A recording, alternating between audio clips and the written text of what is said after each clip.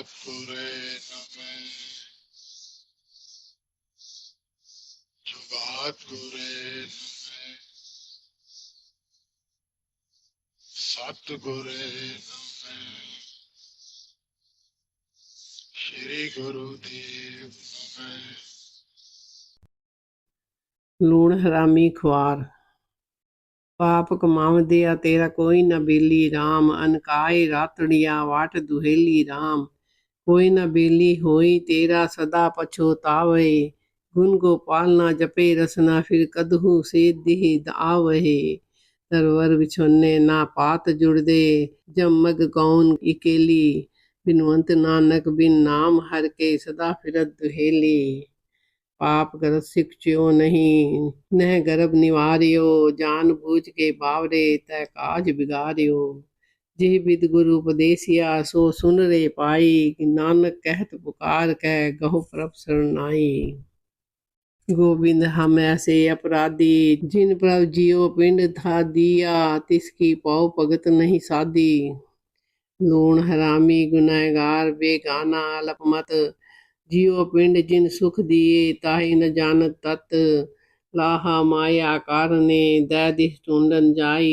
देवन हर दातार प्रभ निमख न मन बसाई। मेरे राम यही नीच कर्म हर मेरे। गुणवंता हर हर दयाल कर कृपा बख्श अवगुण सब मेरे।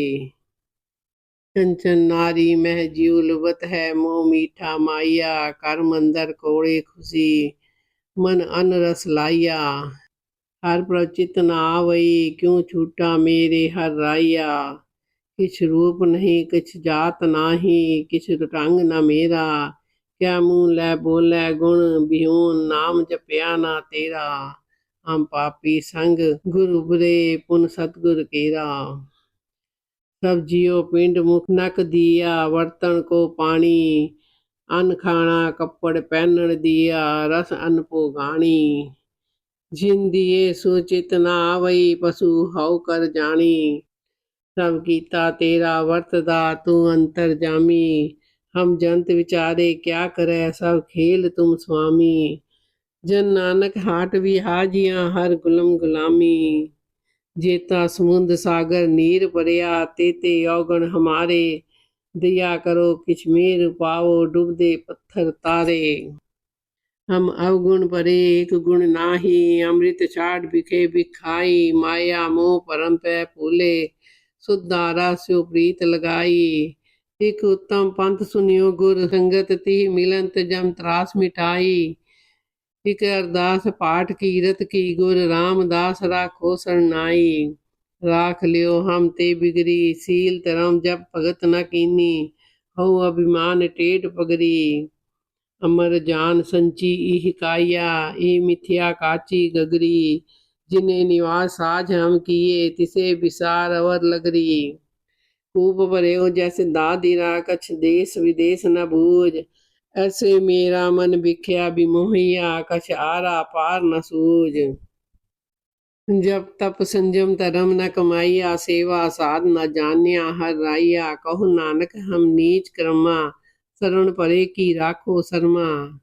जी करनी हो वै शर्मिंदा इहा कमानी रीत। संत की निंदा साकत की पूजा ऐसी दृढ़ विपरीत। बुरे काम को उठ खलोइया नाम की बेला पै पै सोइया। चितवत पाप न आलक आवे वैसुआ भजत किछ नह शरमावे। सारो दिनस मजूरी करे हर सिमरन की वेला बजर सिर परै। वृद्धा काले मैंडे कपड़े काला मैंडा वेश। गुन ही पड़िया मैं फिरा लोक कहे दरवेश। ज्यों जानो त्यों राख हर प्रभ तेरिया। केते गन्यो असंख अवगुण मेरिया। असंख अवगुण खते तेरे नित प्रत सद भूलिए। कहा कहियो मैं अपनी करनी जिह विध जन्म गवाइयो। कह नानक सब अवगुण मुँह में राख लियो सरनाइयो। गुनहगार लूण हरामी पावन नाम न पार ग्रामी। कोट अपराध हमारे खंडो अनिक विधि समझावो। हम अज्ञान अलप मत थोरी तुम आपन बिरद रखावो। तुत अपराध करत है जेते, जननी चीत न राखस तेते। रमैया हूँ बारिक तेरा, काहे न खंडस अवगुण मेरा। जैसा बालक पाई सुबाई, लख अपराध कमावे। कर उपदेश चिड़के वो पाती, बहुड़ पिता गल लावे। पिछले अवगुण बख्सले, प्रभ आगे मार्ग पावे। भगत वचन सुन होत हो, निराश हृदय पतित पावन। सुन आशा उर तार हो, अंतर जामी सुन कंपत हो। अंतर्गत दीन को दयाल, सुन पै परम टार हो। नानक अवगुण जेतड़े, तेते गली जंजीर। जे गुण होन तै कटियन, से भाई से वीर। एक न परिया गुण कर तोआ, मेरा सौ जागे हऊ निष्फर सोआ। हमरे अवगुण बहुत बहुत है, बहु बार बार हर गणत न आवे। तू गुणवंता हर हर दयाल, हर आपे बगस ले हर पावे। मोह चिक्कड़ अफादे निकृत हम जाते, हर बहा प्रभु पकड़ाई जियो। प्रभ बहा पकड़ाई उत्तम मत पाई, गुरु चरणी जन लागा। कुरिये कुरिये वेदिया, तल गाड़ा महरेर। वेखे छिट्टड़ थीव दो, जाम खिसंदो पेर। ऊपर पूजा कर मैं गुर पे पुकारिया, तिन हऊ लिया वारी। गली असी चंगियां, आचारी बुरियां। मनोक शुद्धा कालिया, बाहर चिटवियां। रीसा करे तिनाड़िया, सो सेवे दरखड़ियां। सेवा थोड़ी मांगन बोता, महल न पावे कह तो पहुता। जो प्री माने तिनकी रीसा, कूड़े मूर्ख खीहा ठीसा। हो अपराधी गुनहगार हऊँ बेमुख मंदा, चोर यार जुआर हऊ पर कर जो हंदा। निंदक दुष्ट हराम खोर, ठग देश गंदा। काम क्रोध मद लोभ मोह अहंकार करंदा। मैं जेहा ना किरत कर्ण पीना, होआ होन हारा। मैं जेहा ना हराम खोर, हो न कोई अवगुण हारा। आद अंत जो राखन हार, तिस्सु प्रीत न करे गवार। जाकी सिया नौ नित पावे, तासु मूढ़ा मन नहीं लावे। जो ठाकुर सद सदा हजूरे, ताकू अंधा जानत दूरे। अमर जान संची इह काया, इह मिथ्या काची गगरी। जिन्हें निवाज साज हम किए, तिसे विसार अवर लगरी। गुण नहीं बराबर है खुआर होना। संसार में इसका मतलब क्या है? संसार में लोग रहने की जरूरत है। उसको प्राणी का आदत है कि अगर कोई किसी के घर का नमक खा ले, लूण का मतलब है नमक, है ना? लूण का मतलब है नमक। हरामी यानी कि उसके खिलाफ काम करना। अगर आपने पुरानी कहावत में कि किसी के घर का अगर आपने कोई नमक पहली बार तो किसी दूर अनजान का या किसी का कोई खाता नहीं था, तो अगर खा लिया तो ये कहावत रहती होगी कि भाई मैं ऐसा काम कैसे कर सकता हूँ, मैंने उसके घर का नमक खाया। तो ये संकल्प होता था निश्चित। तो कि उसका नमक खाया उसके घर में। तो आज जो क्या स्थिति है इसके जो है विचार करने जरूरी है कि आज की स्थिति पे कि आज सूरज डूबने से पहले भैया और सूरज डूबने के बाद सैया। इसी क्वेश्चन का क्या मतलब? मतलब क्या संकल्प है इसमें कि जिसके घर का नमक ज़्यादा से ज़्यादा से ज़्यादा क्लोज है, वही जो है उसमें संकल्प लेते हैं कि सबसे पहले मैंने जिंदगी का सफर शुरू करना है। तो क्या शुरू करना, कैसे शुरू करना? मेरा संकल्प क्या है? मेरा संकल्प ये है कि जिसका घर का मैंने सबसे ज़्यादा उपभोग किया, उसी के घर पर मैंने पहली सेंध लगानी है। अपने जीवन की शुरुआत उसी घर से करनी है कि उसी के घर में सेंध लगानी है। यानी कि सूरज डूबने से पहले भैया और सूरज डूबने के बाद सिंह। और इसको और आगे चलते हैं और विचार करते हैं। एक मिसाल है हनी की है, सन 60 में एक मार्केट गया था। 60 में क्या होता था कि बाहर का कमरा जो है वो जब बाहर के लिए हो जाता था काम धंधे के लिए, और उसी को रहने के लिए भी कर लेते थे, या एक कमरा और होता था, वहीं रहते थे। तो वही घर होता था, वही था। तो यही मार्केट 4-6 दुकानें हो गई तो मार्केट हो गई। तो उस वक्त 10वीं का बोर्ड का एग्जाम होता है। तो अब गरीब घर में पूरे घर में उसका काम था भाई, वहीं पे मियाँ भी रहते थे, 2-3 उनकी कन्याएं थी, और अपना परिवार का वो पोषण करते थे, किराए भी ले रखे थे। एक कमरा था, उसी में रहते थे, और उसी में है, बाकी सब चीज़ें कॉमन होती थी। तो इस तरीके से गुरु बसर कर रहे थे। तो 10वीं तक बड़ी कन्या पहुंची, तो उसको मतलब पास कर जाए, ये बहुत बड़ी बात थी उस समय में, सन 60 की बात है। तो उन्होंने एक टीचर को रखा, वो दूसरे मत धर्म का था। तो उस वक्त ये चीज़ बड़ी मजबूरी होती है, लेकिन शहरों में ये चीज़ थोड़ी दबी हुई, नहीं तो जात पात इस चीज़ का बहुत था।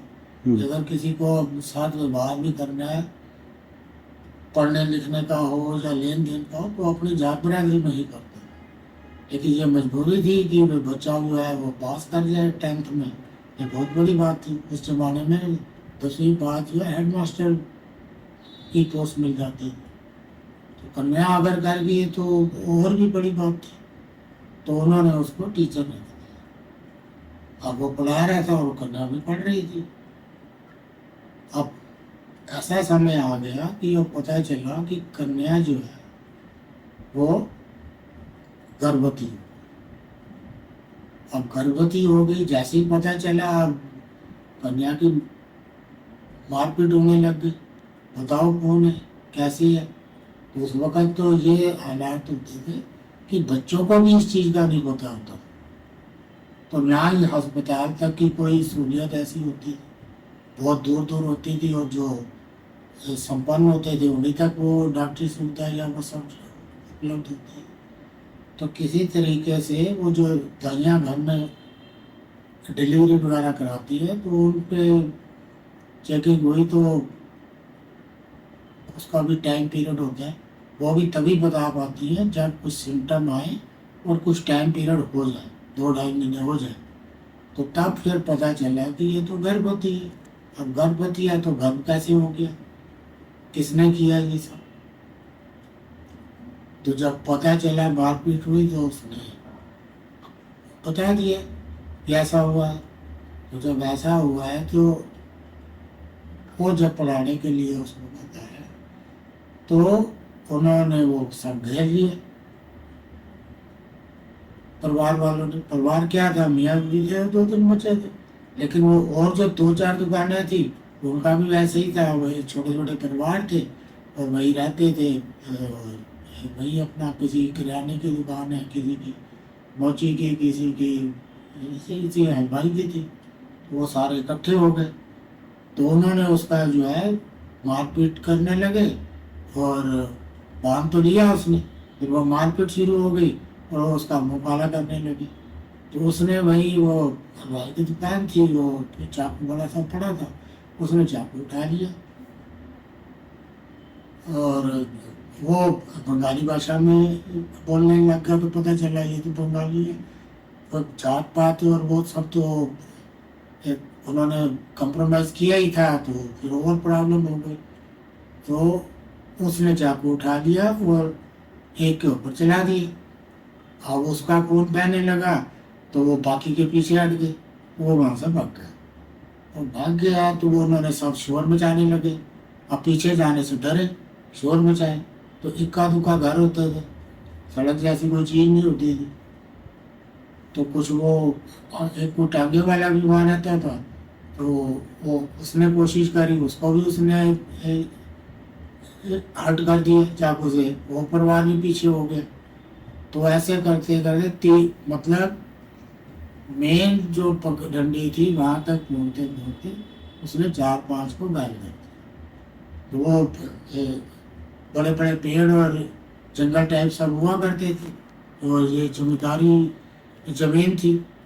तो वो जो है वो पीछे गया नहीं, और वो जो है वो भाग गया। उसके बाद वो जहाँ रहता था खोजबीन भी करी, कुछ पता नहीं चला उसको। वो स्मार्ट फोन छोड़ गया, स्मार्ट क्या होता था उसको साफ सब। तो मतलब ये दूसरा संकल्प गुरु शिष्य परंपरा वाली जो आज से चली आ रही थी, तो उसमें तो आप पुराना इतिहास देख लो कि द्रोणाचार्य के वक्त में वो एकलव्य जो था उसको शिक्षा देने से इनकार कर दिया, क्योंकि जात की प्रॉब्लम थी।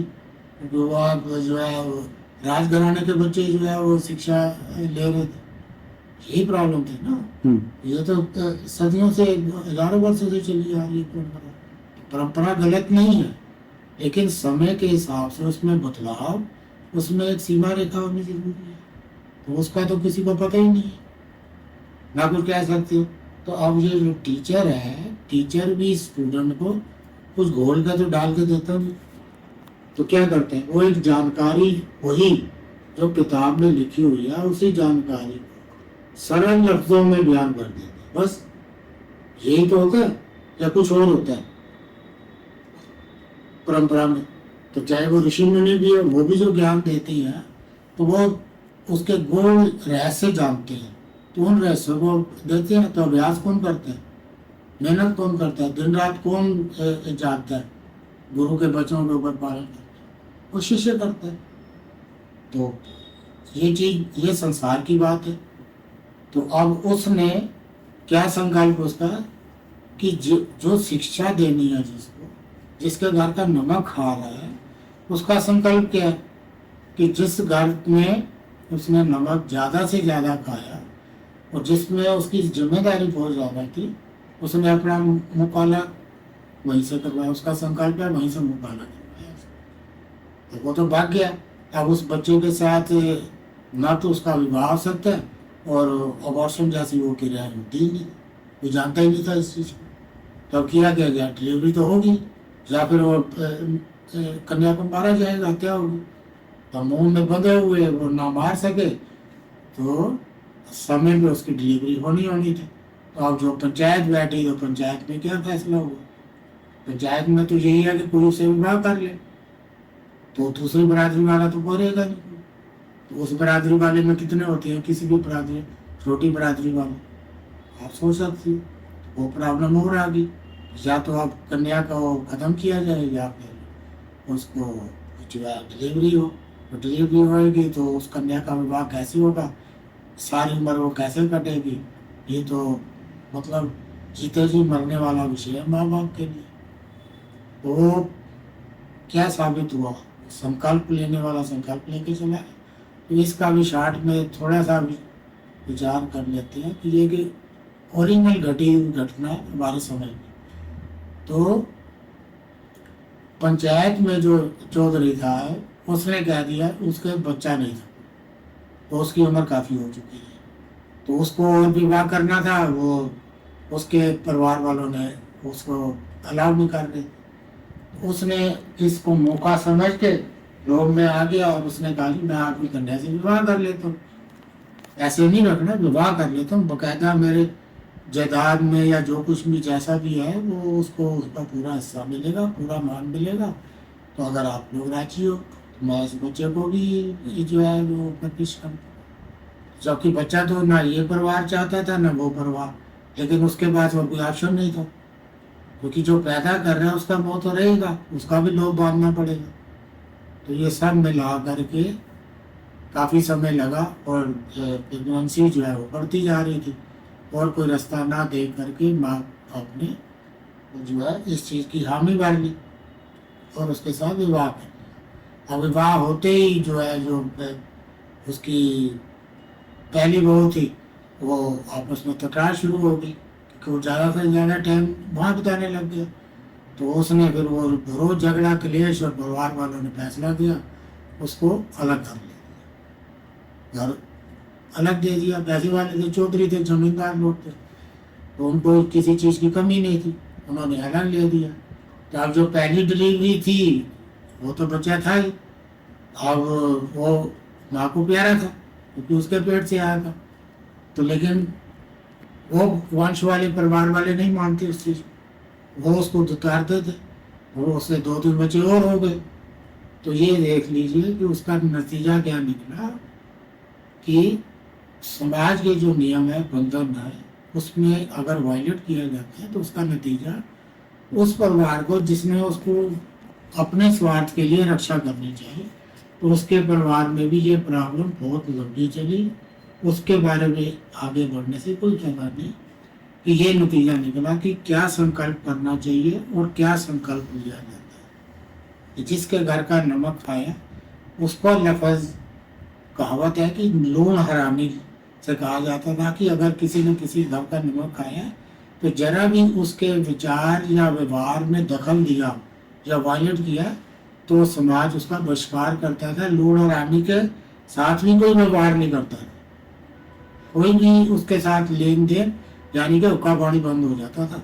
तो ऐसा काम कभी कोई नहीं करता था। तो संकल्प लेते थे कि जिस घर का नमक खाया हम सपने में भी विचार में भी उसके घर का अहित करना नहीं पसंद करते। तो आज का जो युग चल रहा है, समय चल रहा है, ये इशारा करता है कलयुग की पहचान को। कलयुग में जीव क्या कर रहे हैं कि जिस घर का सबसे ज्यादा नमक आता है वो संकल्प क्या लेता है कि इसी घर का मैंने सबसे पहला जो है सेम लगा करके इसको दबा कर अपनी जिंदगी की शुरुआत यानी कि नींव की पहली ईंट को इस तरीके से आप किसी को थोड़ा रूहानियत में जा करके देखते हैं। इसी तरह की एक और घटना घटी थी। तो ऐसे इसका कोई अंत नहीं है, लेकिन आप लोग जो 60 से आए थोड़ा विचार करोगे तो ऐसे बहुत से किस्से आपको मिलेंगे। आज तो वो किस्से नहीं है, आज तो ये मान कहा जाता है कि वो किसी को लूट के ले गया, उसको सेल और ये नमक हरामी नहीं कहा जाता, उसको कहा जाता है वो सक्सेसफुल व्यापारी है, बिजनेस में।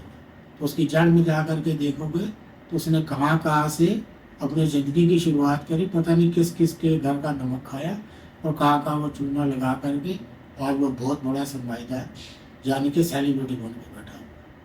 तो इसी को रूहानियत में देखा जा सकता है। रूहानियत में भी कोई इक्वेशन है।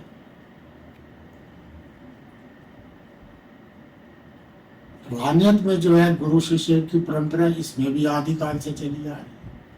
तो उसमें क्या होता था, ऋषि मुनि गुरु होते थे।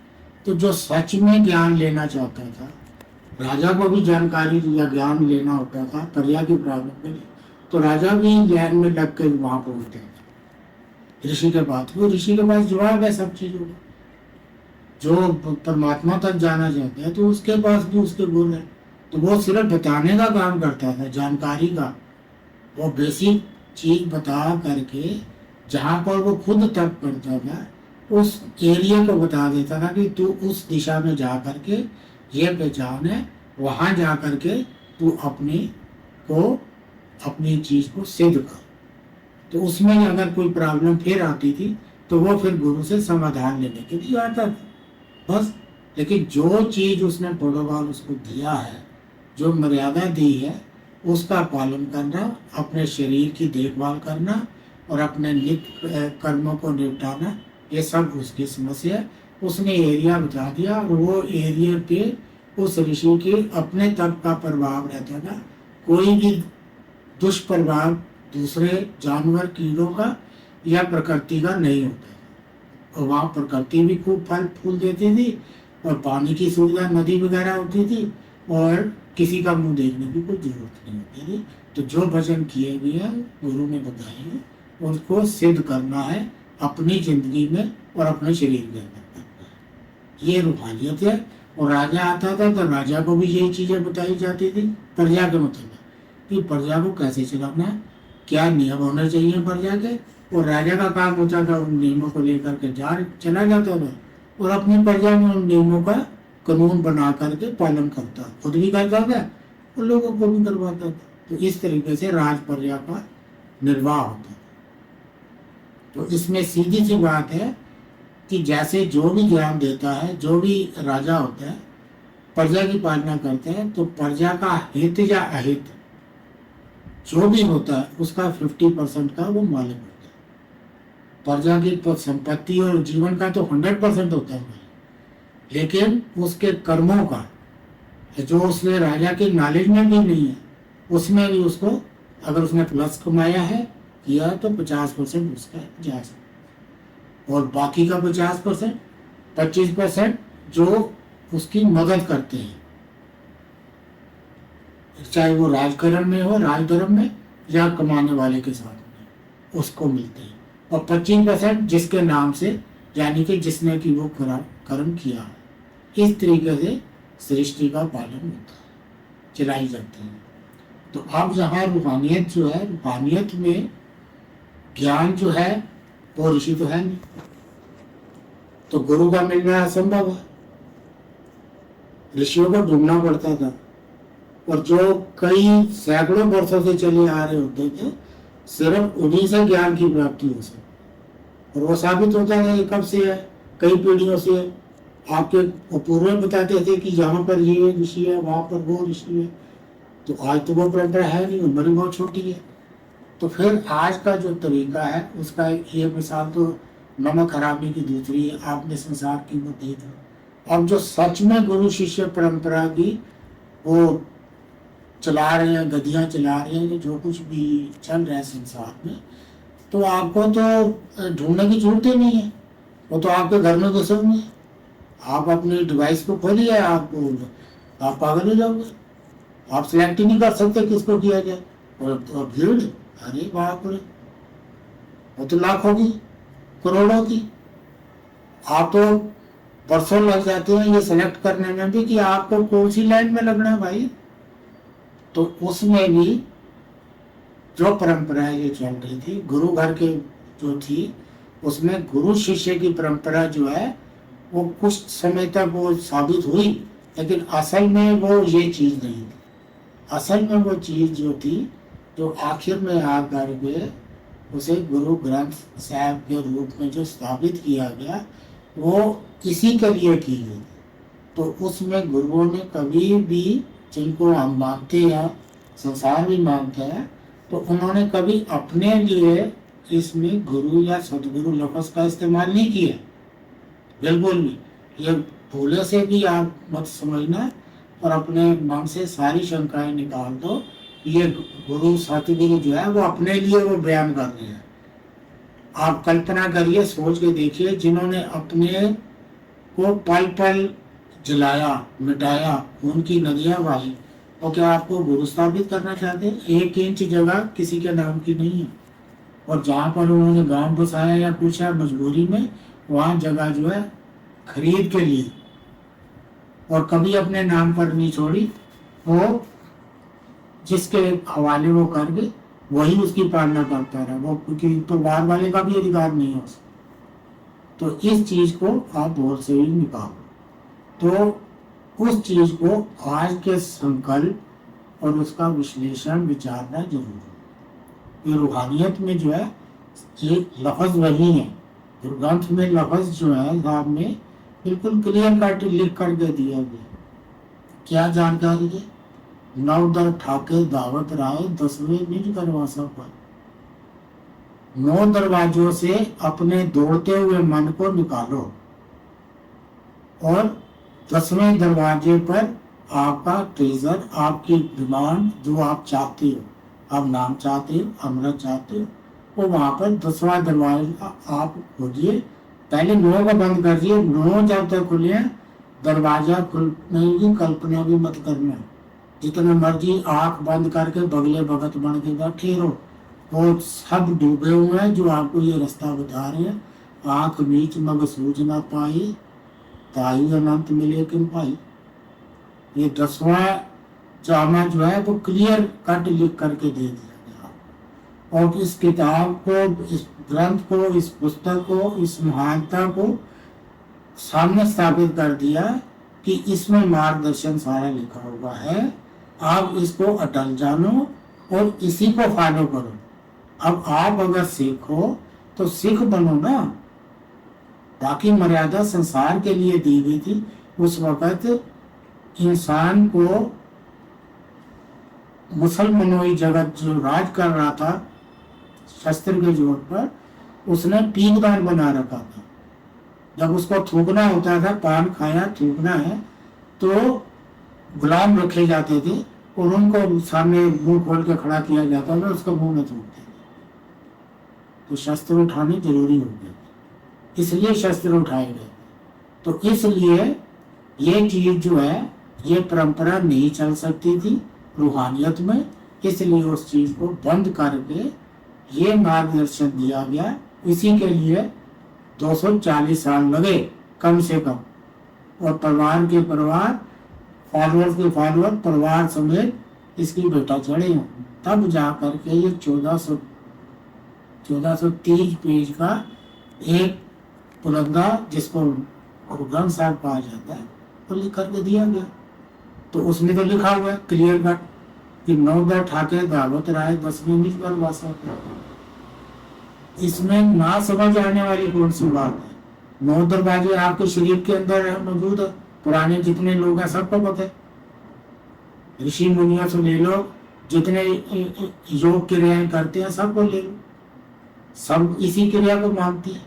उनका यम नियम पढ़ लो क्या है। पहले 2 विधान जो है यम नियम में क्लियर किए हुए। वही है कि आपको जो चीज चाहिए, आप नाम चाहते हो, अमृत चाहते हो, एक ही बात है। नाम भी वही है, अमृत भी वही है। तो परमात्मा क्या है? परमात्मा भी वही है।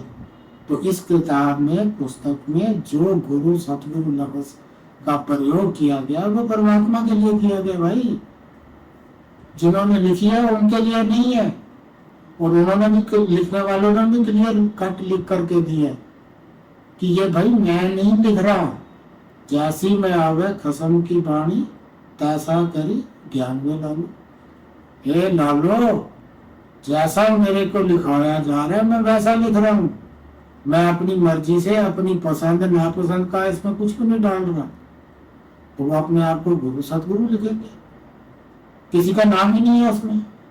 नानक लफ्ज जो है वो बाद में डाला गया, जब इन सारी चीजों को इकट्ठा किया गया। पहले 5 गुरुओं ने जो कलम से लिखा, बयान किया, किसी का नाम नहीं है, किसी का, ना नानक का, ना 5वें गुरु अर्जुन देव, किसी का नाम नहीं। तो फिर ये क्या था? ये जो लफ्ज जो है वो गुरु सतगुरु तो पहले नंबर से चला आ रहा है। तो उसमें उन्होंने क्या किया, इस इकट्ठा किया, तो किसी का नाम नहीं लिखा, मल्ला लिखा। मल्ला पहला, मल्ला दूजा, मल्ला तीजा, मल्ला चौथा, मल्ला 5वां, बस 5 के लिखी। और 5वें ने ही वो इकट्ठा करके उसको बांध करके दे दिया, और उसी को नतमस्तक हुए, उसी को मथा टेका कि ये परमात्मा की दी गई दीन है, हमें इसको फॉलो करना है। तो आप मेरे पीछे मत बढ़ो। वो उसने भी उसकी मंजी बनाई, उसके ऊपर स्थापित किया, और खुद नीचे मंजी छोड़ दी। तब के बाद, उसके बाद उसने मंजी पे शयन कभी नहीं किया। ऊपर मंजी में पूछने गया तो उसके नीचे उसने अपना बिछोना बिछाया। तो इससे साबित क्या होता है कि इसकी कीमत आपको पता चले। मेरी कीमत नहीं, मुझे गुरु सतगुरु मानना शुरू कर दो, मेरी कीमत नहीं है, मैं बताने वाला हूँ। और जब तक वो रहे, वो बताते रहे इसी चीज को, इसी इक्वेशंस को बार बार दोहराते रहे, गाते रहे, गवाते रहे, और उसका अनुसरण करने के लिए हिदायत देते रहे। तो आज के समय, सैकड़ों वर्ष पहले की बात है, तो आज के विधान हो गए, देख लीजिए, उसको बयान करने की जरूरत नहीं है ना। तो उल्टा कौन चल रहा है? आप सोचो, अपने में विचार करो कि हम क्या कर रहे हैं। तो अब नतीजा क्या निकला? तो 10वें में आकर के जब ये चीज हद हो गई थी, सब चीज खत्म हो गई, तो जितनी ताकत कोई रूह लेकर के आई आती है, उसका भी एक लिमिट होती है। और जैसी वो ताकत खर्च कर दी जाती है संसार के परोपकार के लिए, अगर कहीं पानी की जरूरत है तो पानी का निकलवा करके दिया, या और चीज़ों की जरूरत है, अनाज की है, जमीन की है, तो उन्होंने चाहे आपको उन्होंने वरदान दिया या वचन किए वो पूरे हुए। तो ये चीज़ें जो वो ताकत लेकर के आई थी, उनकी अपनी कमाई थी, उन्होंने खर्च करके आपको दे दिया। उसके बाद उनका कोई रोल नहीं है, उनकी जितनी मर्जी ढोली बजाते रहो, जितना मर्जी ढोलते रहो, किसी को ना आज तक उस चीज़ों से मिला है, ना मिल रहा है, ना आगे कभी मिलेगा। तो इसको तो गांठ बांध दो। तो अब आप आज के समय पे उसकी विचार करने की जरूरत है, क्योंकि आज का जो समय चल रहा है उसकी मिसालें तो आपको दे दी, दो मिसालें आपको दे दी। तो अब ये रूहानियत की मिसाल है, तो इसमें तो स्पष्ट कहा होगा कि 9 दरवाजों से निकलो, तो आप वो इसको और आसान कर लो। 9 दरवाजे की जगह आप टूटियों की मिसाल ले लो। आप ग्राउंड फ्लोर में हो, 9 टूटियां खुली हुई, तो 10वीं टूटी पे पानी आपको चाहिए तो कैसे मिलेगा? 9 टूटियां बंद करो ना भाई। तो अगर आपको फर्स्ट फ्लोर पे पानी चाहिए, 10वें द्वार पर आपको अपनी वो इच्छा पूरी करनी है, नाम या अमृत जो कुछ भी आप परमात्मा कहते हो, कोई भी हो, किसी भी तरीके का हो, तो वो एक ही चीज है, दूसरा नहीं कोई और कोई है ही नहीं। नानक अमृत एक है, दूसरा नहीं कोई। नानक लफ्ज को अलग करिए, वो बताने वाला है। नानक लफ्ज बाद में अलग है, ताकि मिलावट ना कोई करे, क्योंकि उस वक्त मिलावट होनी शुरू हो गई थी कि इन इक्वेशंस को पढ़ने वाला अपना नाम डाल करके पब्लिक को गुमराह करता था। ये आजकल का सोशल मीडिया, ये सब चीजें तो थी नहीं, प्रिंटिंग ही नहीं थी, कोई जानता ही नहीं था। गिने चुने लोग होते थे गाँव में, तो कौन फॉलोअर है? सब जो है वो ब्राह्मण कर्मकांड में फंसे हुए थे। तो असल मुद्दा ये था कि पहले तो इस कर्मकांड से निकाला जाए और सच्चाई ज्ञान करिए, तो कौन आपको फॉलो करेगा? तो नानक जहाँ जाते थे वहाँ आप अगर तो दूर कुत्ते छोड़ दिए जाते थे या वो पत्थर मारे जाते थे, क्योंकि मुसलमानों की हुकूमत चल रही थी। ये गुमराह करते हैं लोगों को, तो गुमराह करने वाले कौन अपने घर पना देगा? क्योंकि ढूंढी बिठा रखी थी, जो इनको रुका पानी उसका बंद हो जाएगा, जो उनकी हेल्प करेगा। ना कोई रुकने देता था, ना कोई वो उनका। तो उस वक्त कोई सराय या ये चीज़ें थोड़ी पड़ी, इसीलिए वो परंपरा शुरू करी गई थी मस्जिद स्थापित करने की, ताकि राहगीर जो आए उनका रहने खाने का सोने का इंतजाम हो जाए और साथ ही साथ प्रचार हो जाए। तो आज उसकी स्थिति क्या है आप सोच लो। बड़े बड़े ऐसी जो आप बने हुए हैं और झंडे लगा कर भी अहंकार से जाड़े लगाए जाते हैं, वो क्या है आप देख लीजिए। असल चीज क्या थी, क्या जरूरत। आज कहीं के नुक्कड़ तक जाने में ही आपको 10 पीजी मिल जाएंगे, रहने की जगह मिल जाएगी, खाने की जगह मिल जाएगी, होटल आज मिल जाएंगे, फुटपाथों पर आपकी इच्छाएं जरूरी पूरी कर दी जाती है। सिस्टम में बहुत कुछ दे रखा है। तो उसके बावजूद जो ट्रेंड चल रहा है उसको आपको थोड़ा विचारो, कंपेयर करो। आज वोट करके मनुष्य को मत खर्च करो। तो 9 टूटियां कौन बंद करेगा? ये गद्दी वाले बंद करेंगे, या जिनको आपने मसीहा समझ रखा वो बंद करेंगे, या जो चले गए हुए आपको रास्ता बता करके वो आकर के बंद करेंगे? सोचो, साइंटिफिक तरीके से सोचो और विचार करो कि इन टूटियों को कौन बंद करेगा, इन दरवाजों को कौन बंद करेगा? वो तो आपने रखी है ना, मन तो आपका दौड़ रहा है इन टूटियों में, इन दरवाजों में, तो वो कैसे हो जाएगी? तो आप भ्रम में डूबे हुए अपने आप को डुबोने का रास्ता ढूंढ लिए, और जो बड़ी बड़ी आपने जो करोड़ों वाली लाइन है वो चूज करोगे, क्योंकि भीड़ भीड़ को खींचती है। तो उस लाइन में खड़े हो तो आप करोगे मुझे कुछ एक्स्ट्रा करना चाहिए। तो एक्स्ट्रा क्या किया आपने? कुछ तो आपने देखा कि वो तेल की बोतल लेकर खड़े, तो आपने कहा तेल की बोतल तो ये भी खड़े, तो मैं क्या करूँ? और पूरा पीपा लेके खड़ा हो गया भाई साहब, पूरा पीपा, क्योंकि वो फ्री में दे रहा है यार, आपको नाम दे रहा है, अमृत दे रहा है, पीपा फ्री में दे रहा है, यानी आपकी औलाद नहीं और वो प्रेगनेंसी कर रहे हैं। तो संसार में प्रेगनेंसी कैसे होती है? पुरुष और स्त्री के मेल से होती है, और किसी तरीके से नहीं होती, ये विधान है। आज जो टेक्नोलॉजी है वो भी एग और आपका स्पर्म जो है ले करके, आपके पास नहीं है तो क्या हो गया, आप बैंक बनाओगे, अब वहां से ले लीजिए, डोनर से उपलब्ध है, पैसा है थोड़ा और खर्च करिए, आपको कोख जो है वो भी एक किराए पे मिल जाएगी, सारी चीज है। तो वो उसको फर्टिलाइज करके वो कोख में रख देते हैं और वो हो जाते हैं। लेकिन बेसिक वही है ना, स्त्री और पुरुष से ही एग और स्पर्म आएगा, दोनों एक से नहीं आ सकते। तो वो विधान तो अभी भी है। तो यही इसी को तुलना आप इससे कर।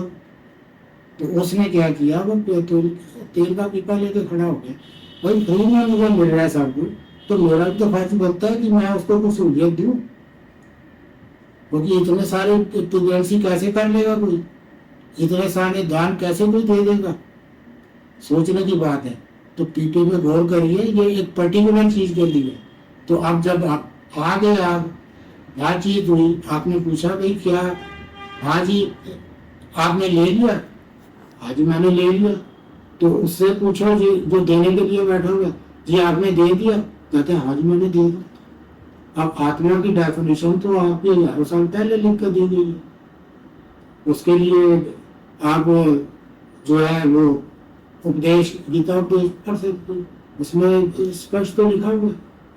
उसमें किस चीज को छुपाया गया कि रूह जो है न काटी जा सकती है, न गाली जा सकती है, न दबाई जा सकती है, यानी कि उसके ऊपर गर्मी सर्दी कटाई बुटाई किसी चीज का वो सब नहीं, उसी का नाम ये करेक्टर है रूह का।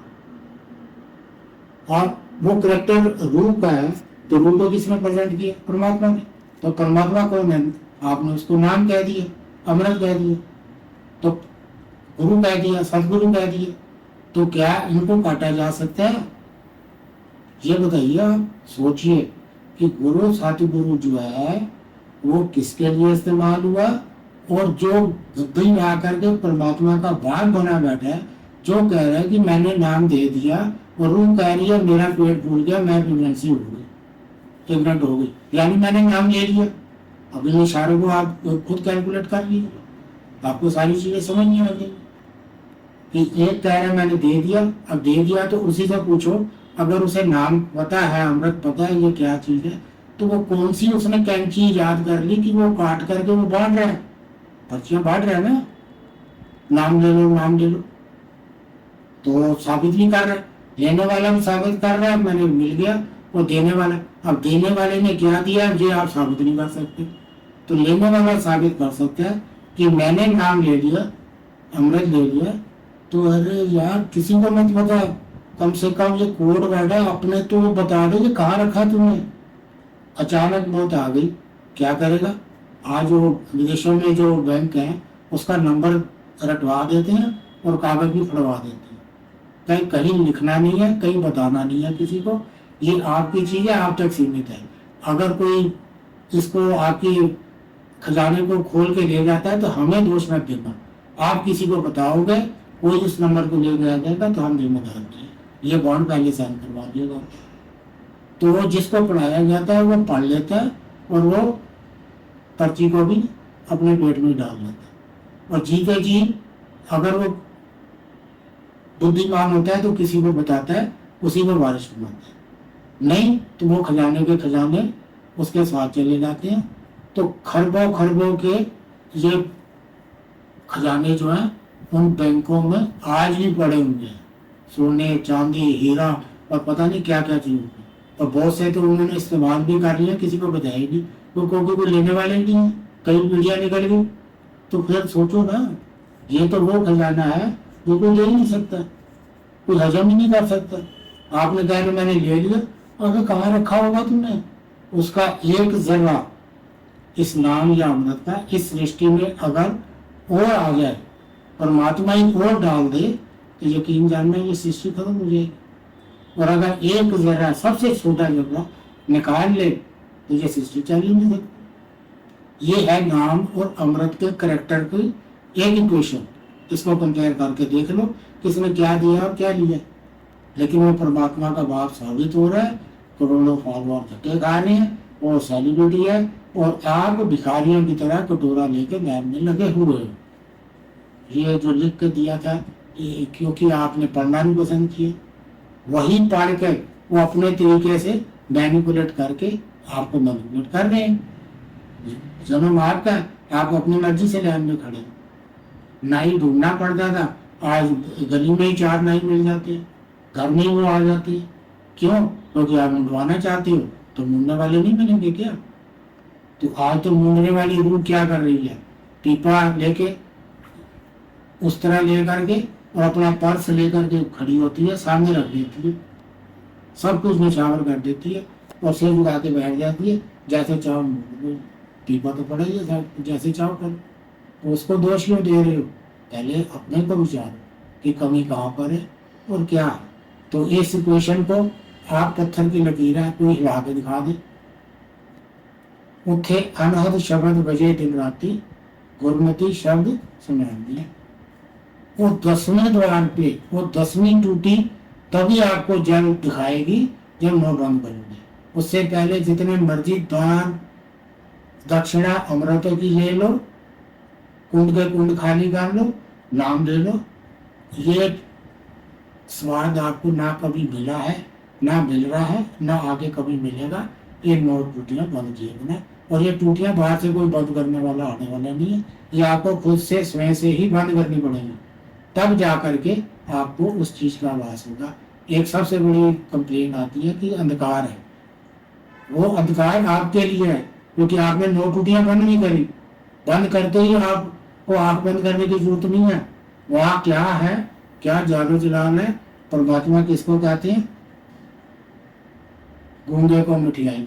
आप इसको बयान ही नहीं कर पाओगे, तो जो बयान कर रहे हैं आप उस क्वेश्चन को कंपेयर करके देख लीजिए ना कि ये नाम की डेफिनेशन है आत्मा की, वो नहीं काटी जा सकती, तो ये किस चीज को काट काट के वो बांट रही है?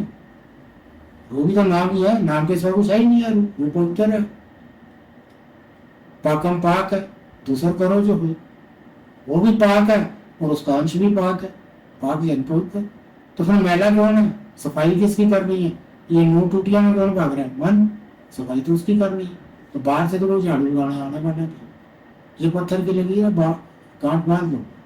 तो इस चीज से ये सब चीज स्पष्ट हो जाती है कि आज का संकल्प क्या है, आपने क्या संकल्प लेना है और किस तरीके से अपने को उद्धार की तरफ लेकर के जाना है। अब इसी चीज को थोड़ा और आगे आकर के देखो कि इस सब चीज को लिखत में आपको दिया गया है। आप जब तक उसे पढ़ोगे नहीं, उसका रियाज नहीं करोगे, उसको विचारोगे नहीं और अपनी जिंदगी को उसके अनुसार व्यवहारित नहीं करोगे, आपको कभी भी इस सच्चाई का ना बोध हुआ है ना हो रहा है। और अगर किसी को गलती से कुछ है तो वो दूसरे प्लेयर का फैलाया हुआ जाल है, मन उसी का मोहरा है, ये दूसरे प्लेयर को ही सारी रिपोर्टिंग करता है, इसमें आपकी सारी रिकॉर्डिंग होती है।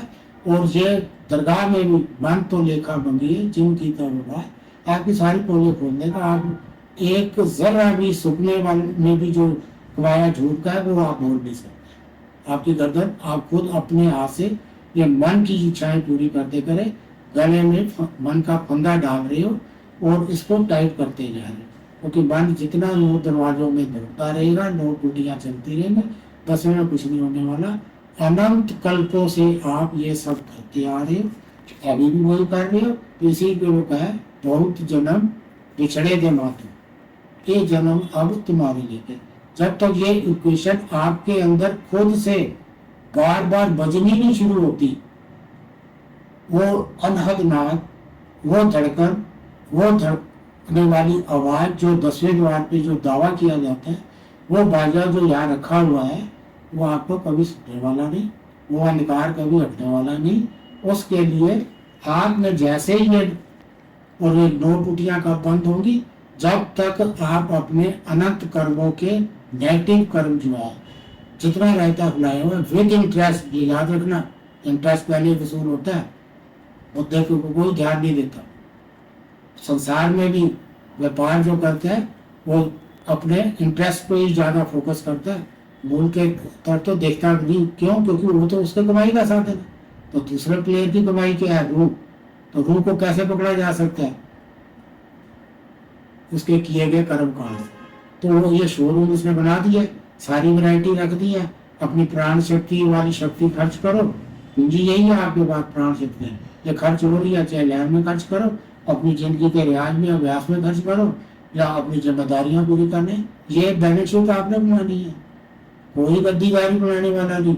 और जो लिख करके देगा चल के, आप तो भूत लाइन को भूत काल को पूज रहे। ये उस काल की रूह है जो जा चुका है, इनसे कुछ नहीं होने वाला। तो जो लिख के देगी ना वो आपके भले की रूह है। आप सिर्फ उसी तक कंसंट्रेट रहो, उनका आदर सत्कार करो, क्योंकि उनके बिना मिल नहीं सकता था, जितना भी करो कम है। लेकिन ढोलक पीट पीट के अपने मनुष्यों को खर्च कर दो, दिन रात टकलियां मिलाते, उससे कुछ मिलने वाला। तो जीते जी इन लफ्जों को कमाना, उठे अनहद शब्द में, वह अनहद नाद, अनंत प्रकाश, अनंत आकर्षण, अनंत ही अनंत, यानी कि उस धड़कन को जिसे नाम या शब्द कहा गया, वो सिर्फ एक लफ्ज है और कुछ भी नहीं है। असल जो है वो बयान नहीं किया जा सकता, वो ला बयान है। और जिसको भी ये सब चीज पता चली, वो अगर उसने चाहा तो संसार के लिए एक जानकारी के तौर पर आपको लिख करके, यानी कि इस लिफाफे पे स्टैंप लगा करके चला गया। अब आप उसके नाम की डफली को जाने चल रहे हो, उसकी पूजा शुरू करो, कर्मकांड शुरू कर दो, मनते मानते हो, इसमें बनते कौन पूरी कर रहे हैं? ये दूसरे प्लेयर की जो असल के साथ प्ले होता है, तभी जो सृष्टि को रोशन किया जाता है, लाया जाता है। खेल में दो ही प्लेयर होते हैं, इक्वेशन एक ही होती है, उसके असल अर्थ जो है वो आपको बता दिए गए हैं, और उसके जो डुप्लीकेट अर्थ है वो दूसरा प्लेयर इस तरीके से लिपट चुपट के सोने चांदी के रंग चढ़ा करके ऊपर चारित करके आगे देख लो। जितने भी रास्ते, सब रास्ते पर बातें भी जाते हैं, सारे हाईवे पे आप एक ही मंजिल पे जाते हैं, धर्म में हो निकलो, कोई रास्ता उसकी तरफ नहीं जाता है। जो रास्ता उसकी तरफ जाता है वो बाहर है ही। काहे रे बन खोजन जाए, काहे रे बन खोजन चाहिए, वो बाहर कहीं मिलने वाला नहीं है, सब कुछ घर में बाहर नहीं। इन क्वेश्चनों पे गौर करो। काया मैल मंदिर का रार का चश्मे रखी जो तो पा, इसमें बाहर लफ्ज कहीं आया हुआ है कि कहीं किस लैब में लगो, कहीं अमृत पियो। वो जो अमृत की परंपरा थी उस वक्त संसार के लिए ही थी, रूहानियत के लिए वो परंपरा नहीं है। रूहानियत के लिए तो यम नियम के जो योग में दिए गए हैं 10 पार्ट है, वही है, वो आज भी लागू है। आपने उसको काट दिया, सीधे आग बंद कर, वो ध्यान में बैठ गया, हमें शांति मिल गई।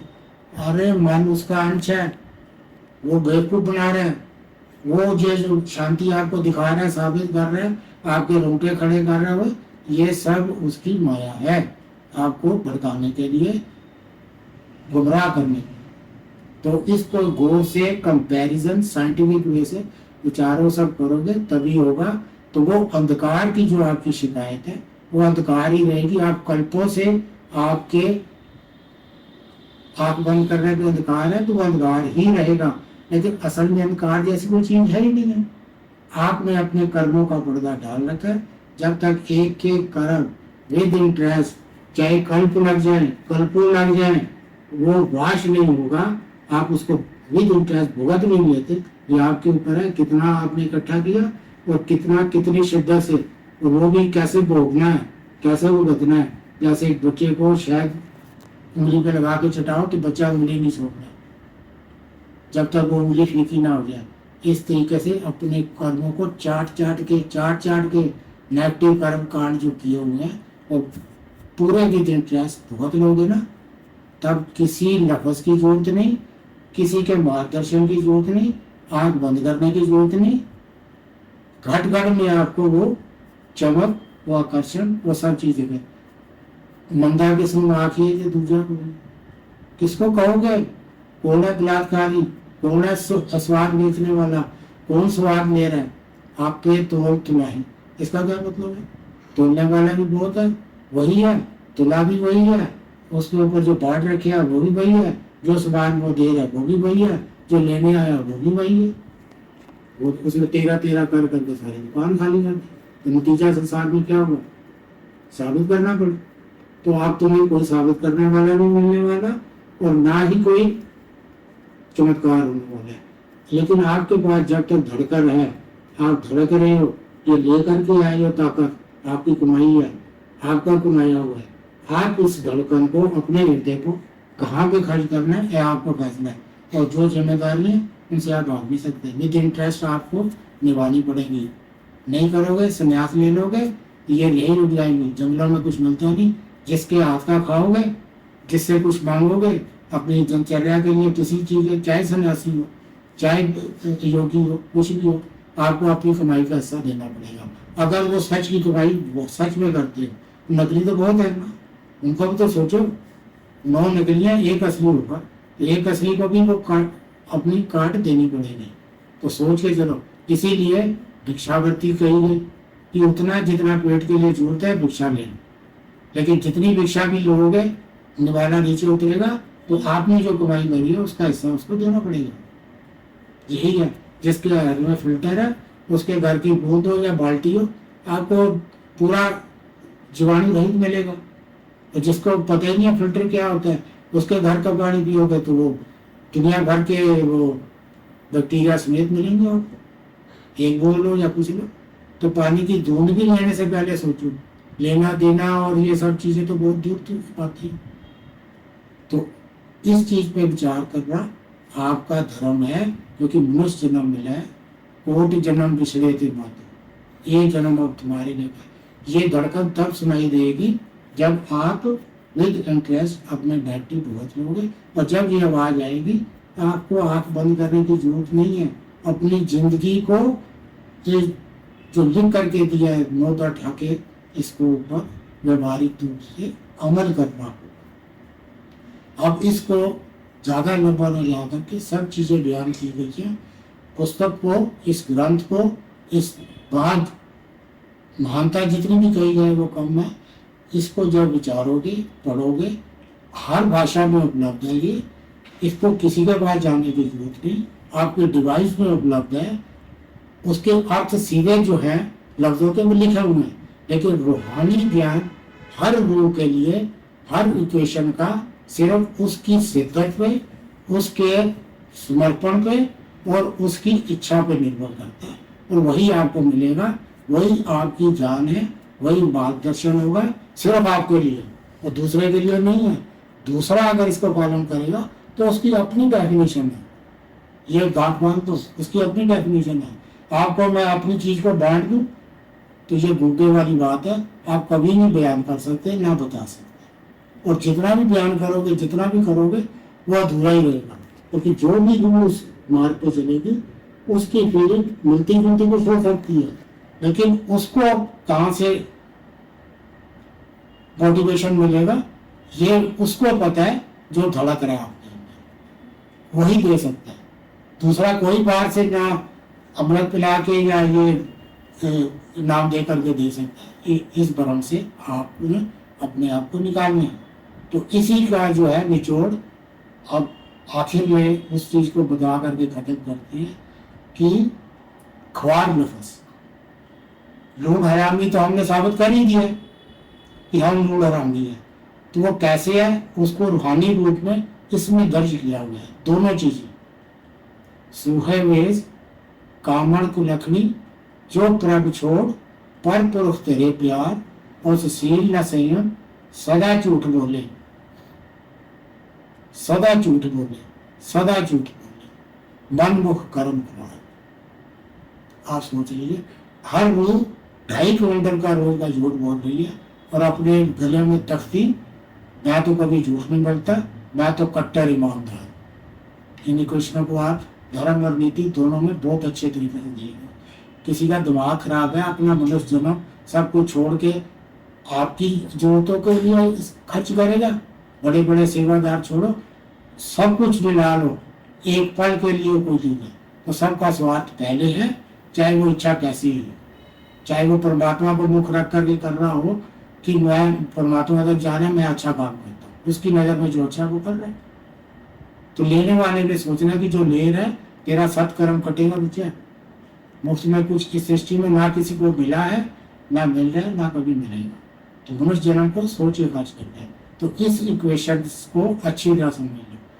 इसको पूरी तरीके से डिस्क्राइब किया हुआ है अब इसमें ख्वार लफ्ज है आखिर में, वन मुख जरब ख्वार।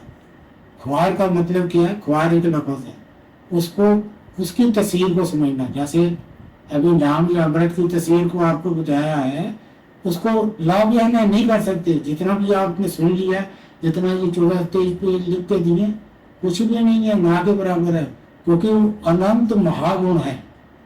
ये उसमें से एक गुण जो प्रत्यक्ष दिया गया उसे नाम कहा गया। ऊंच अपार बेअंत स्वामी कौन जाने गुण तेरे। इसीलिए खत में लिख कर दिया गया कि जब उन्होंने देखा, उसको महसूस किया, उस ताकत को, उस चीज को, वो बयान तो कर नहीं सकते, तो उसने हाथ जोड़ दिए, दंडवत प्रणाम कर दिया कि तेरे और गुणों को क्या बयान किया जाए। उस एक गुण को ही बयान करने में पूरी सृष्टि, एक गद्दीधारी परमात्मा का बाप की कल्पना छोड़ी है, पूरी सृष्टि, सारे पैगंबर, सारे ऋषि, सारे इकट्ठे होकर के इस एक लफ्ज नाम या अमृत उसको बयान नहीं कर सकते, प्रचारित नहीं कर सकते, सब अधूरा है। वो सिर्फ एक जानकारी दे सकते हैं, तो वो जानकारी देंगे। अब आप कहोगे ख्वार की जानकारी, ये उससे बड़ा पाप होगा अगर इसको बयान करने लगे। अनंत कल्प, कल्प लफ्ज ही सबसे आखिर में इस्तेमाल हुआ टाइम लाइन के लिए। सैकड़ों युगों का एक महायुग और सैकड़ों महायुगों का एक कल्प है, और अनंत कल्पों तक दिन रात अनंत जीवाओं से और अनंत कल्पों से इसको लिखा जाए, ध्यान किया जाए, तो तब भी आखिर में अनंत कल्पों के बाद भी आप जब थक गए, उसे बहुत ध्यान कर दिया, तो यकीन जानो ये ख्वार लफ्ज आपका मुंह चढ़ाएगा। क्यों? क्योंकि वो तो हंसेगा, उसने तुम्हें कैसे बयान कर दिया अभी तक का, तो लेकिन जो कुछ भी आपने बयान किया वो भी सच है। तो आप सोच लो कि हम इस लफ्ज ख्वार लफ्ज को कैसे बयान कर दें। और आपको ये तो कुछ तो होना चाहिए, तो कुछ एक ही क्वेश्चन है, एक ही क्वेश्चन। एक जन्म से मृत्यु तक का जो रूह का सफर है, उसमें कितने दुख हैं, कितने अभाव हैं, कितनी इच्छाएं हैं, उसे बयान करने के लिए कल्प लग जाएंगे। एक लाख तो कल्प लगेगा, क्योंकि एक जन्म में वो इतने कर्म कांड कर लेती है कि उसका भुगतान अनंत जूनी है। 84 लाख एक जानकारी है भाई, सैकड़ों साल पहले की जानकारी है, जिस वक्त बैक्टीरिया को जानते ही नहीं था, उस वक्त की जानकारी है। आज की जानकारी, एक सांस में खरबों बैक्टीरिया जूने खत्म हो जाती है, और एक सांस अंदर लेने से खरबों जो है एक मर जाती है। इसका भुगतान कौन देंगे? जो आपके पिताजी को जायदाद छोड़ दिए, ये तो आपको फ्री का मिलेगा। और सबसे ज्यादा कहाँ सेक्स कहाँ खर्च होते हैं ये, सोच के देखिए। कुछ सेकंड में खरबों खरबों खरबों खरबों खर्च कर देती है, और उसी के लिए दिन रात 2 टूटियां काम कर रही है। कितना चेतन रखा हुआ है। तो आप खुद विचारिए कि हम ख्वार लफ्ज को बयान करने की, उसकी डिटेल देने की हिमाकत कैसे कर सकती है कि एक जन्म का अभाव जो है गुरु का जितनी जीवे उतनी कर्मों से हम ध्यान नहीं कर सकते। तो ख्वार लफ्ज तो हाथ जोड़ के माफी होगा। इसको खुद विचारोगे नहीं, खुद करोगे नहीं, तो इसका कभी कोई इलाज नहीं होगा। अनंत जन्म पहले भी आपने गवाए हैं, आप भी आप सोच के देखो क्या सच में गवा रहे हो, क्योंकि मृत्यु तो किसी वक्त नहीं है, कल का भरोसा नहीं है, और सारा जो कुछ किया है वो आपका हवा हो जाएगा। वो कुत्ते बिल्ले जो है वो चंद दिनों में ही खत्म कर देंगे।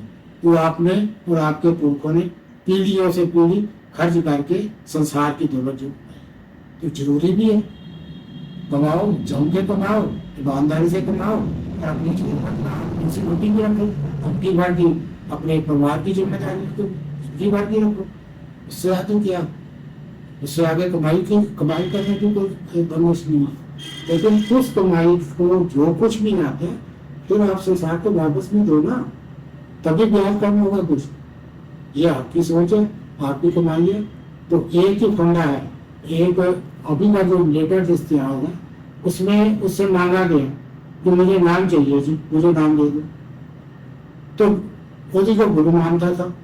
और पिछले जन्म के मेरी थे, तो उसने क्या कहा, अगर तू सच में ज्ञान चाहता है तो तुझे अपनी कमाई करनी है, उसके बिना नहीं हो सकता। उसने कहा मैं जब से तेरे साथ लगा हूँ तब से 4 आदमी का काम कर रहा हूँ, तो क्या 2 वक्त तू मुझे रोटी कपड़ा नहीं दे सकते? मैं तो अनपढ़ भगवान, संसार की कोई चीज मुझे पता ही नहीं है, मुझे ये चीज चाहिए और कुछ नहीं चाहिए। और जो जिससे बात हो रही है वो उसे पता था ये वो मेरे पिछले जन्म की साथी है, ये थोड़ा पीछे पिछड़ी हुई है, मैं थोड़ा आगे निकल गई, उसको जानकारी हो गई थी, वो उस चीज को प्राप्त कर चुका था। तो उसने उस जानकारी को उसे देने के लिए जब उसको कहा कि उसकी मर्यादा वही है, जब नियम के पहले 2 से जिसे काट के आप पूरी दुनिया में योग का प्रचार कर, तीसरा कुछ नहीं है। तो उसको कहा ठीक है, पहले तो बनी में निकल गई, नहीं नहीं नहीं मैं क्या करूँ क्या करूँ, लेकिन अंदर वो तरह थी पिछले जन्म में कमाई थी। तो उसने हाथ जोड़ के बता टेक दिया, बोल। उसने कहा चल ठीक है तो मैं बताऊंगा। एक बाकी का जन्म जो था जिसने जानकारी दी, यकीन जानो ये इतिहास है सबसे आखिर, ये सच्चाई है कि उसके बाद का जीवन कितनी अवस्था थी उसकी और शरीर में क्या था, चल फिर भी नहीं सकती, ऐसी हालत थी। तो अपने शरीर से निकल करके उसको स्थापित करने के लिए रोजगार मिल गया, उसके अपने शरीर छोड़ने तक उसको वो जानकारी दी, अभ्यास तो उसी ने कर रहा था। तो उस वक्त जब तक वो जिंदे रहे उस जानकारी को व्यवहारिक रूप से उसमें भी अगर कोई रुकावट आई तो मैं उसकी रुकावट खोल दी। तो उसके बाद भी वो रियाज चालू रहा उस शब्द तक, उस प्रकाश तक पहुंचने के लिए। ये एक जितने भी आपको घटनाएं मिसाल में दी है, ये भुक्त भोग है जो देखी गई है, समझी गई है, विचारी गई है और प्रैक्टिकल रूप में खरी उतरती है। और आज उसी घराने में ऐसा रहता फैल गया कि आप देख सकते हो महागतियां महाकबरें चल रही हैं और महाप्रभु बैठे हुए हैं और इसी चीज को कैंची से काट रहे हैं, पूरे संसार में काट रहे हैं और करोड़ों लाइन रख के ले रहे हैं। और यकीन किया उनको, हमको मिल गया और देने वाला तो यकीन कर ही रहा कि एक जन्म में लेने वाला कर, एक नहीं तो 4 जन्म में तो मुझे उठा के लेके आना पड़े, मंजी में डाल के ले ही जाएंगे। तो सोचो वो 4 जन्मों का संकल्प साबित कर रहे हैं कि इस जन्म में तो मैंने फॉलो किया ही नहीं, अगले 3 जन्म जो और मैंने लेने हैं जब भी मिलेंगे मनुष्य जन्म के, उसमें भी मेरा संकल्प यही है कि मैं कुछ नहीं करूंगा, मुझे ये जो दे रहा है ये मुझे मंजी पे डाल के लेके जाए। क्या कमाल की गुरु शिष्य परंपरा तोड़ के चल रही, ये आपने इस चीज को निश्चित करना है, तय करना है। तो ये ख्वार लफज जो है और लोग हरामी दोनों एक कमाई है, जो आपने लोग हरामी कमाया तो एक ख्वार है, यानी कि आपको ख्वार होना पड़ेगा। और ख्वार की डेफिनेशन भी जितनी आपको बता दी, एक जन्म में आप खुद अपने अंदर झाँक कर देख लो, आप पिछले नहीं याद, अभी के लिए याद है ना क्या क्या कर्म कांड किए, क्या क्या चीजें छुपाई। और ये भी समझ लो जितनी चीजें आपने संसार से छुपा के रखी है, मन के जरिए दूसरे प्लेयर का सबसे घातक और सबसे बढ़िया भयानक शस्त्र है, जिससे रूह कटती नहीं है लेकिन सदा के लिए अनंत जन्म मरण के भौर में डूब जाती है, वो ये छुपाई गई जानकारी है।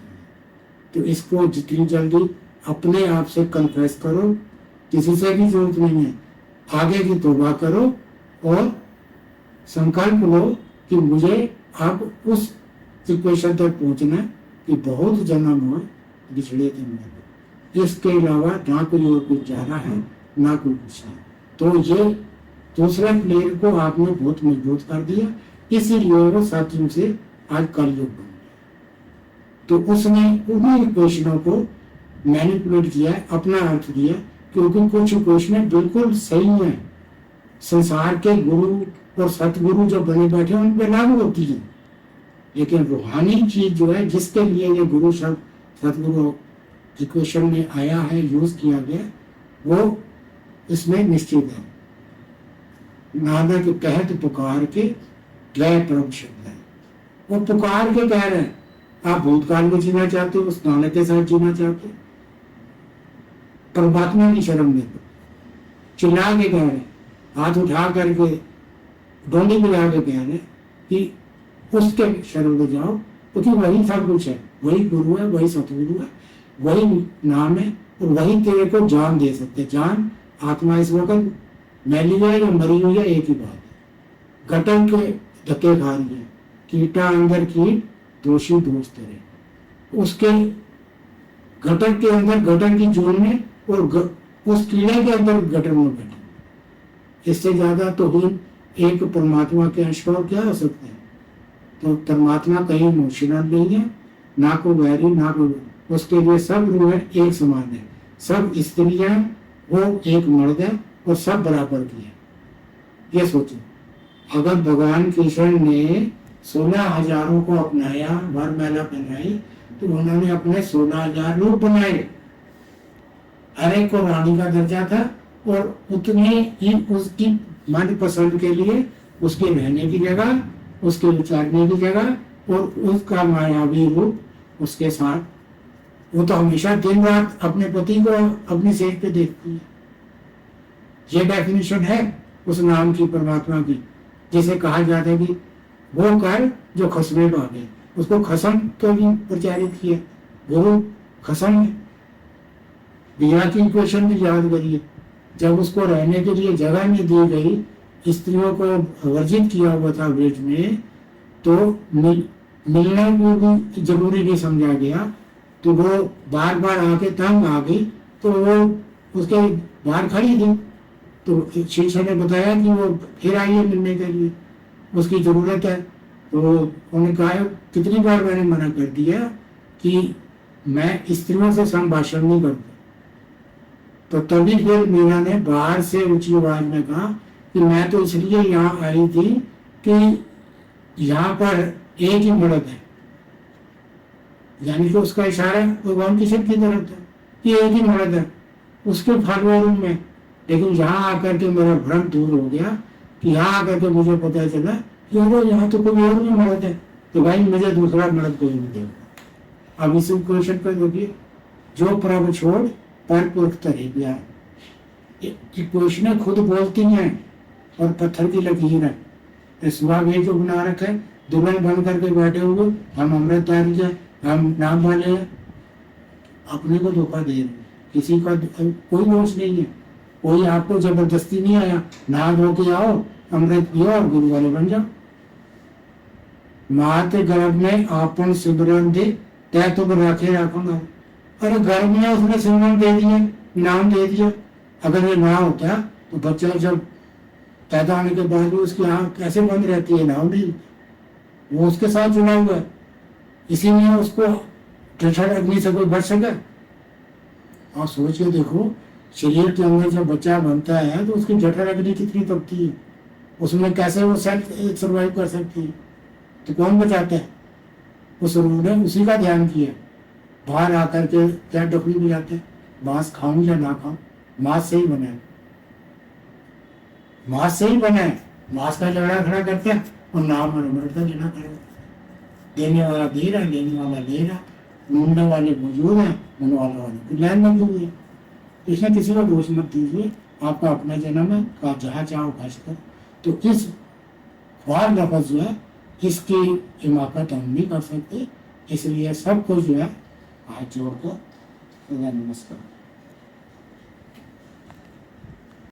साथ संगत जी, यदि कुछ जरा सा भी कम रह गया अथवा बढ़ गया है तो हम दोनों हाथ जोड़कर नतमस्तक आपसे क्षमा प्रार्थी हैं।